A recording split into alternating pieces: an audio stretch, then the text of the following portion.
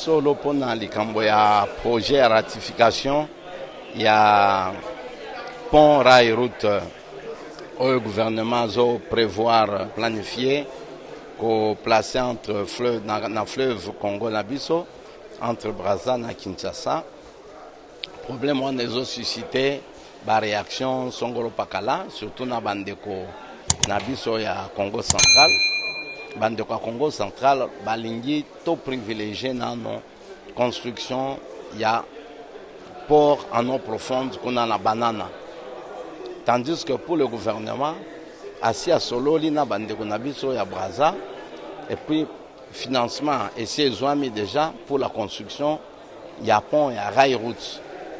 Pont ya rail route wana eza pe na avantage. Avantage eza ko désenclaver pays na biso puisque ceux qui babongisi pont rail route entre Brazza na biso tokozala na ba ouverture donc okoti kozwa moto kana yo voiture okoti Brazza à partir de Brazza okoti ko kende Gabon, Cameroun donc Afrique à l'ouest okoti ko kende facilement. Wana eza ba avantage. Eza ba avantage. Et cause à la peine ba inconvénient. Mais inconvénient c'est-à-dire ceux qui mosala wana basili sango bien avant que basila mosala ya port en eau profonde. C'est-à-dire ba commerçant mingi ba biloko ezo utamikili. Donc ba continent mosusu. Et ko banda ko côté là kaka côté Brazzaville. Brazza et puis en fin de compte pour biloko e banda ko yao. Wana c'est-à-dire sur le plan fiscal tokozala na kamwa déficit de ce côté-là. Alors même mon salaire est diminué bato bakozanga la misala côté nini côté ya Congo central. Raison pour laquelle on monique que bande ko na biso ba collègue mosu surtout à Congo central balingi to prioriser nano mon salaire ya construction ya port en eau profonde côté ya Congo central et puis mon salaire ya pont route rail entre Kinshasa na Brazza et Landa après. Voilà un peu la raison pour laquelle Bisope Tozwaki, moi, parole, Liloba, pour te poser ma question, puisque Raywana, il fallait toyeba entreprise Nini et qu'on gérer Raywana. Et puis personnel Nini, on va na Raywana, puisque nous avons formé, les jeunes on va remplacer, les vieux Salaka, na SNCCP, na SCTP. Oui, je parlais du taux exagéré des banques qui sont présentes et je plaide pour la liberté, ou disons, la remise en service des microfinances, des microcrédits, des coopératives d'épargne et de crédit. Parce qu'au moins avec ces coopératives,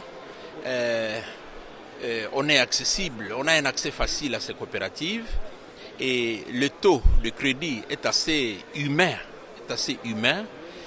par rapport à l'économie du pays actuellement. Voilà un peu mon message. Voilà un peu ce que j'ai demandé au ministre des Finances en un mot. Deuxièmement, pour le blanchiment d'argent, j'ai demandé à ce qu'il nous développe les mesures d'accompagnement et les mesures d'encadrement, parce que c'est deux notions différentes, de manière que la lutte anti-blanchiment ne devienne pas encore une autre source de tracasserie, ainsi de suite. Voilà un peu ce qu'a été mes deux interventions. C'est obligatoire. C'est obligatoire lorsque j'ai demandé que les coopératives d'épargne et de crédit soient relancées sur toute l'étendue de la République et qu'on laisse la liberté aux citoyens de s'organiser pour créer des coopératives d'épargne et de crédit. Ça veut dire qu'on devra retoucher un peu la loi, on devra réformer cette loi-là pour que finalement toute la population, même dans les milieux ruraux, accède au crédit. Parce que le crédit, je venais de le dire, le crédit dans des banques est devenu suicidaire. C'est une bonne loi, c'est une bonne initiative. Enfin, on s'est dit, bon, donc, nous, notre population, et même nous-mêmes, nous voyons bien qu'il y a les blanchiments des capitaux. Nous soupçonnons les blanchiments des capitaux et c'est bien qu'on puisse légiférer là-dessus qu'on puisse ratifier ces lois-là pour nous, c'est une bonne chose. Seulement la question qu'on se pose, est-ce que dans ces lois-là, ou surtout dans la mise en application, est-ce qu'on aura vraiment la politique de nos moyens? Est-ce qu'on sera vraiment capable d'identifier les auteurs de ces blanchiments des capitaux? Est-ce qu'on sera réellement capable de stopper ces mécanismes de blanchiment des capitaux? Parce que l'enrichissement sans cause dans notre pays, c'est vraiment un phénomène récurrent. Et on trouve, surtout dans les grandes villes, il y a beaucoup d'enrichissement sans cause. Quelqu'un peut être là, il est fonctionnaire, il occupe un petit poste, même s'il est cadre, on sait qu'est-ce qu'on paye aux fonctionnaires. Mais vous allez voir un fonctionnaire qui chaque mois est capable de s'acheter une maison ou de construire, qui peut avoir 5 ou 6 chantiers, pour vous poser la question comment ça se passe. Donc, vraiment notre inquiétude reste de savoir comment ça va être appliqué, si on sera réellement capable de stopper les blanchiments des capitaux et de lutter contre le financement du terrorisme. Parce que sinon, surtout quand on entend les nouvelles de ce qui se passe à l'Est, nous avons l'impression que c'est difficile de pouvoir contrôler ce secteur. Mais si vraiment, par la grâce de Dieu, nous arrivons, après avoir légiféré, dans les mesures d'application, on arrive à stopper ces phénomènes, ce sera vraiment une victoire pour la RDC.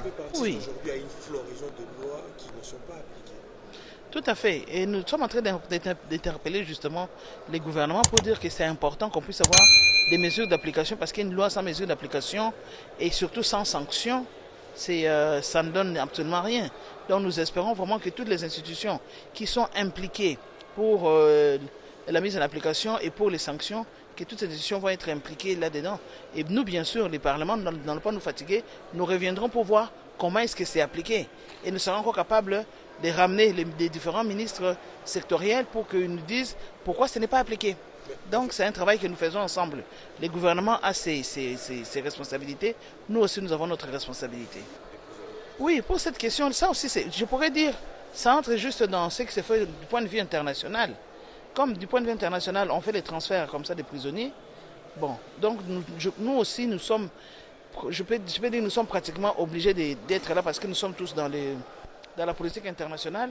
Mais dans la mise en application, on a quand même un peu de doute parce qu'on s'est dit, on peut trouver des Congolais qui sont en Belgique, mais on ne pense pas avoir des Belges qui sont dans nos prisons. Et ce sera toujours plus facile d'avoir les Belges qui sont dans nos prisons et puis que la Belgique demande qu'on puisse les renvoyer en Belgique pour qu'ils puissent purger leur peine. Et donc ce sera plus facile. Nous avons mal l'impression que ce sera plus pour les bénéfices de la Belgique qui va profiter, qui va faire en sorte que ces prisonniers en RDC puissent aller purger leur peine là-bas en Belgique.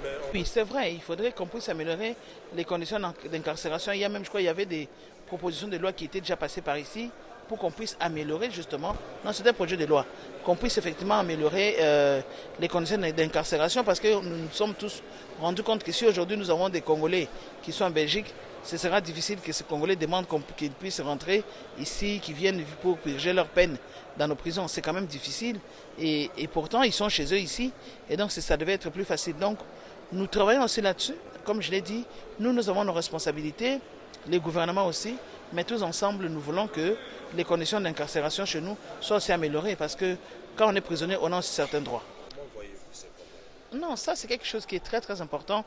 Il en va de notre souveraineté parce que ça a un impact national mais aussi régional. Quand on dit régional, c'est-à-dire au niveau de l'Afrique, il y a donc un impact que ça peut impliquer plusieurs pays parce que c'est un projet intégrateur. Mais nous, notre inquiétude, encore une fois, c'est de voir que nous avons un projet qui est là depuis des décennies, le projet de la construction de ports en eau profonde des Bananas, mais ce projet n'a pas encore démarré. Et donc, comme là, le président avait promis qu'on allait d'abord construire notre port en eau profonde, nous pensons que ce sera bien.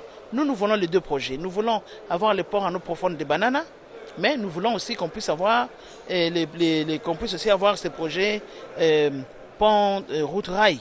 Mais nous voulons vraiment pour nous prioritairement qu'on démarre d'abord le port en eau profonde des Bananas pour que nous soyons sûrs que ça va évoluer. Nous reconnaissons que comme le président était parti poser la première pierre, c'est pas rien. Donc, mais nous voulons que ça puisse quand même démarrer, que ça avance. Comme ça, nous sommes sûrs que les projets de Kinshasa-Brazzaville pour comment on appelle ça, pour la route rail, que ça puisse être les ponts route rail, que ça soit construit. Mais nous voulons aussi ou surtout que les ports en eau profonde démarrent d'abord.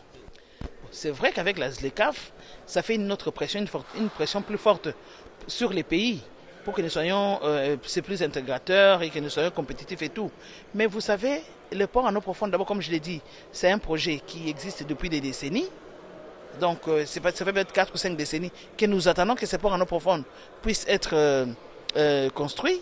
Mais aujourd'hui, si nous avons ces ports en eau profonde, ça permettra que certaines choses... Vous savez, aujourd'hui, il y a beaucoup de marchandises qui arrivent par Pointe-Noire. Parce qu'on ne sait pas venir chez nous, nous n'avons pas de port en eau profonde. Donc aujourd'hui, si nous avons des ports en eau profonde, ça va bien sûr aussi, ça va d'abord être bénéfique pour nous, les Congolais en général. Mais pour moi, ça aussi, c'est quand même intégrateur parce que il y a aussi d'autres... Comme de la même façon qu'aujourd'hui, nos produits s'arrêtent au niveau de Pointe-Noire pour que nous puissions maintenant aller les récupérer ou attendre que ça vienne ici avec tout ce qu'on a ajouté en cours de route. Mais les autres pays peuvent aussi profiter aussi de notre port en eau profonde. L'Angola peut profiter de notre port en eau profonde. Même Congo-Brazzaville peut aussi profiter de ça. Donc c'est pas dit que, puisque ça va être notre port en eau profonde, les autres pays ne peuvent pas bénéficier de ça. Seulement, avec la ZLECAf, nous pensons aussi qu'il faudrait que nous puissions nous protéger. Il ne faudrait pas que nous puissions avoir seulement que tout soit ouvert, que n'importe quelle marchandise provienne de n'importe où, qui se rende directement chez nous et tout, pendant que nous-mêmes, nous ne savons pas peut-être bien bénéficier de ça, parce que nous n'avons pas encore, nous n'utilisons pas beaucoup ça. Donc, quand on va avoir les rails, comment on appelle ça tout le temps, attendez, train, rail, route, pont, route, rail, de Kinshasa à Brazzaville, c'est plus intégrateur, ça permettra que la ZLECAf puisse effectivement mieux fonctionner ici, mais ça c'est pas incompatible avec notre port en eau profonde. Le port en eau profonde, c'est vraiment pour nous. Le port en eau profonde va donner plus de travail, va donner du travail même local. Et par rapport au projet intégrateur de Kinshasa-Brazzaville, il y aura aussi de l'emploi et pour nous et pour Brazzaville. Je suis sûr que même la gestion va nécessiter un montage financier et un montage de gestion plus compliqué, en tout cas plus complexe que ce qui concernera juste les ports en eau profonde. Donc comme nous le disons, c'est une option déjà que les présidents avaient levée, donc nous commençons pour nous. C'est ce que nous voulons, qu'on commence avec les ports en eau profonde, des bananas, et après on va voir les ports, tout un champ de m'embrouiller là-dessus. Pont, rail, route. Voilà, Kinshasa-Brazzaville. Ça, c'est un projet. Au fait, il y avait déjà des projets en rapport avec les institutions des finances et tout. Mais là, aujourd'hui, quand nous revenons sur l'activité et le contrôle des établissements de crédit, c'est bon parce que nous avons toujours de gros problèmes de financement. L'une des raisons pour lesquelles tout le temps nous disons il n'y a pas la classe moyenne, il n'y a pas les opérateurs économiques et le secteur privé n'est pas très développé, c'est parce qu'on ne sait pas accéder au crédit. Et donc aujourd'hui, qu'on puisse légiférer là-dessus, qu'on revienne sur ça, c'est une bonne chose. Mais les hic, c'est quoi? C'est que moi, je suis en train de me poser la question. J'ai vu, parce que j'ai eu la possibilité de circuler dans presque toutes les provinces du pays, il y a des provinces dans ces pays qui n'ont pas de banques. Parce que ces projets ne concernent que les banques. Ces projets ne concernent pas la microfinance. Ces projets ne concernent pas les établissements de messagerie financière. Ces projets ne concernent pas les coopératives. Ces projets ne concernent pas non plus les institutions financières étrangères. Ces projets ne concernent pas la Banque centrale. Et donc, à ce niveau-là, il y a des provinces qui ne vont pas bénéficier des retombées de ces projets. Parce que ces provinces-là n'ont pas de banque. Quand je vois par exemple Kisangani, nous avons juste la Banque centrale et puis nous avons Raobank, je crois, il y a aussi Tembe, je crois. Il n'y a pas beaucoup de banques. Mais ça, c'est la ville de Kisangani. Mais si je pense, la province de la Chopo a 7 territoires. Dans mon territoire de Bassoko, il n'y a aucune banque. Il n'y a d'ailleurs aucune institution de finances. Dans les autres territoires aussi, dans presque tous les territoires où j'ai été, il n'y en a pas. À Yaouma, il n'y en a pas. À Lokutu, nous avons été, je n'ai pas vu non plus d'institutions de finances dans ces secteurs-là. Donc dans les 8 secteurs et chefferies de mon territoire, il n'y a pas d'institution de financement. Alors quand on prend une loi comme ça, c'est une loi nationale, je me dis c'est dommage parce qu'il n'y a que les grandes villes qui ont des banques qui pourront donc bénéficier des avantages de cette loi. Mais comment voulez-vous que les pays puissent vraiment prendre de l'ampleur si on ne compte que sur les villes? Alors que le gros de la population congolaise se trouve plutôt dans les milieux ruraux. Et ces milieux ruraux ne pourront malheureusement pas accéder au crédit à travers cette loi. Et donc ça, c'est vraiment les hic. Bon, nous espérons qu'avec les efforts et surtout avec les projets de 145 territoires, de développement de 145 territoires, nous espérons que on pourra aussi créer les institutions de finances dans les territoires, dans tous les territoires, afin que la population puisse effectivement, les opérateurs économiques surtout puissent profiter des avantages de cette loi. Nous sommes en train de comprendre une chose par rapport à la construction route rail pont Brazzaville, Kinshasa. Nous venons d'en parler parce que nous nous posons la question. À chaque fois qu'on parle de la construction de pont route rail Brazzaville-Kinshasa, on associe le port en eau profonde, alors que les deux acteurs qui sont en train de travailler sur les deux ports sont différents. Pourquoi on associe les deux constructions ensemble? C'est notre question que nous venons de poser à notre ministre. Mais aussi, vous avez été avec nous, la majorité en tout cas à Mwanda. Nous avons assisté sur la pose de la première pierre. Normalement, dans un pays sérieux, après la pose de la première pierre, le travail devait commencer. Mais aujourd'hui, si nous faisons une descente, on ne va plus retrouver la première pierre qu'on a posée.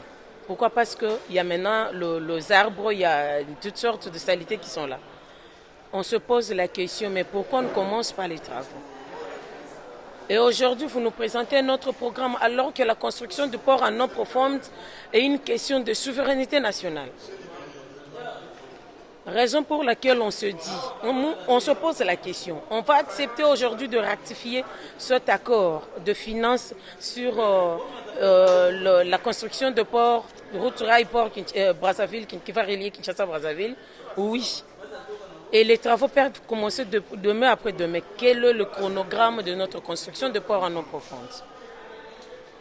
On ne se limite pas par là. Il y a beaucoup de questions auxquelles le ministre doit répondre aujourd'hui aux députés. Parce qu'on se pose encore d'autres questions. C'est de savoir, oui, si nous construisons d'abord le port, nous relions Kinshasa et Brazzaville. Si nous avons un problème entre nous et Brazzaville et que nous devons amener les armes en RDC, on va les amener par où? Parce que nous n'avons pas le grand port. Nous sommes en train de déclarer que le port international de Matadi coûte plus cher aujourd'hui. Mais nous tous, nous savons que le port de Banana va faire en sorte, avec ce retombé, va faire en sorte qu'il n'y ait plus autant de frais à payer par rapport au tonnage des navires. Mais pourquoi ne pas nous précipiter pour construire chez nous au lieu d'aller construire chez le voisin? Voilà ce qui a constitué nos questionnements aujourd'hui devant le ministre et nous attendons leur réponse pour pouvoir savoir, parce qu'on nous dit que tout est déjà prêt pour pouvoir lancer les constructions de ports en eau profonde, mais qu'est-ce qui empêche? Nous attendons les réponses maintenant, avoir le chronogramme et savoir quand est-ce que les travaux peuvent commencer. Et sûrement que vous serez avec nous là-bas si les travaux commencent. Mais nous ne voulons pas qu'on vienne aujourd'hui nous essuyer la bouche avec, je ne sais pas moi, l'huile de la viande de bœuf pour dire que nous avons mangé ensemble. Non, nous ne voulons pas cautionner cet acte. Nous voulons d'abord commencer par nous-mêmes, qui est l'acte d'une souveraineté nationale. Voilà un peu ce qui a constitué notre questionnement auprès du ministre, le ministre de Plomb, qui nous a présenté l'accord ratifiant la construction de port route rail Kinshasa-Brazzaville.